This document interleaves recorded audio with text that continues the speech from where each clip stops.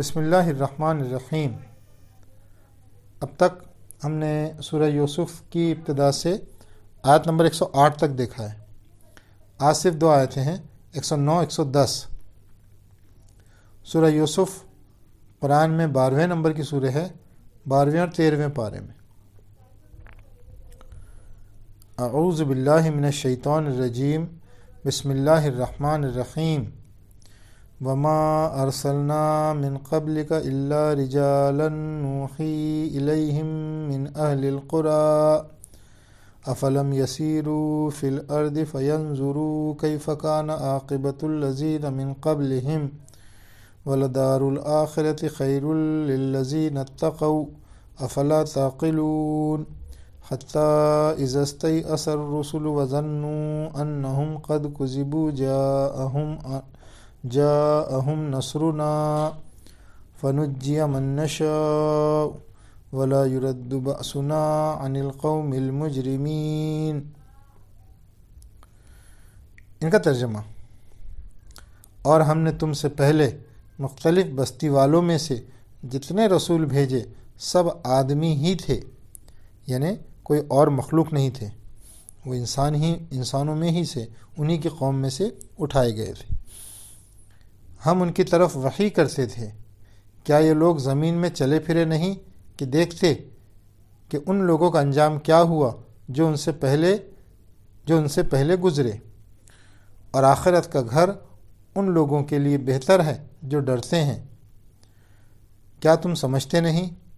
یہاں تک کہ جب پیغمبر مایوس ہو گئے اور وہ خیال کرنے لگے کہ ان سے جھوٹ کہا گیا تھا تو ان کو ہماری مدد آ پہنچی، بس نجات ملی جس کو ہم نے چاہا، اور مجرم لوگوں سے ہمارا عذاب ٹالا نہیں جا سکتا۔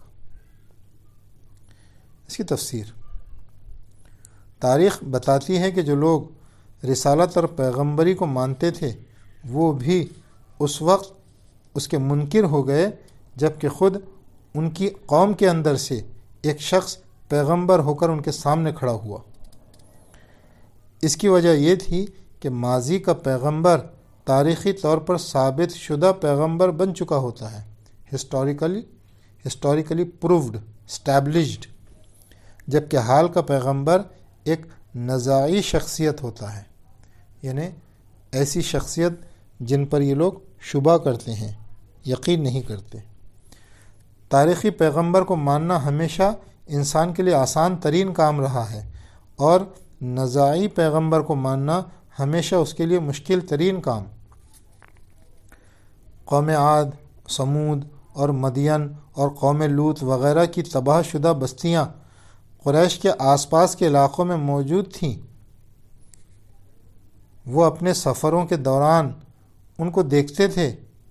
یہ آثار، یعنی جو پیچھے رہ گیا تھا، یہ جو نشانات، آثار، زبان حال سے کہہ رہے تھے کہ پیغمبر کو نزاعی دور میں نہ پہچاننے ہی کی وجہ سے ان قوموں پر خدا کا عذاب آیا اور وہ ہلاک کر دی گئیں۔ اس کے باوجود قریش نے ان سے سبق نہیں لیا۔ اس کی وجہ انسان کی ایک کمزوری ہے کہ وہ ایک غلط کام کرتا ہے مگر کچھ خود ساختہ خیالات کی بنا پر اپنے آپ کو غلط کاروں کی فہرست سے الگ کر لیتا ہے، یعنی بہانے بناتا ہے، خود کو جھوٹا اطمینان دلاتا ہے وغیرہ۔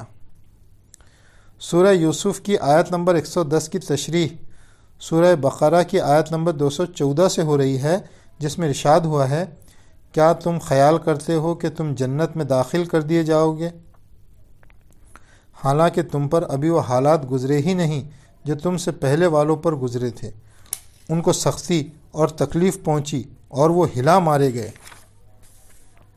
یعنی ہلا دیے گئے، یہاں تک کہ رسول اور اس کے ساتھ ایمان لانے والے پکار اٹھے کہ خدا کی مدد کب آئے گی، جان لو خدا کی مدد قریب ہے۔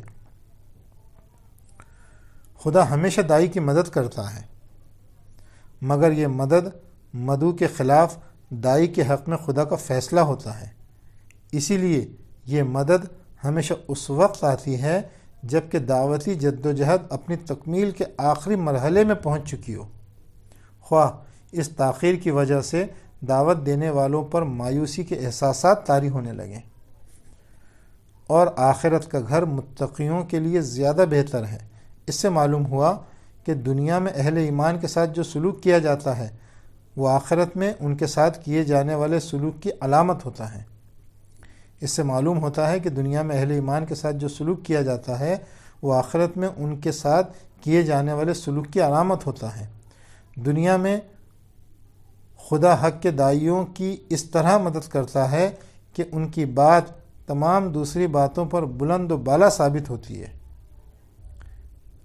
اور اپنے دشمنوں کی تمام سازشوں اور مخالفتوں کے باوجود اپنا مشن پورا کرنے میں کامیاب ثابت ہوتے ہیں۔ یہی عزت اور سربلندی ان کو آخرت میں زیادہ کامل اور معیاری صورت میں حاصل ہوگی۔ تذکیر القرآن۔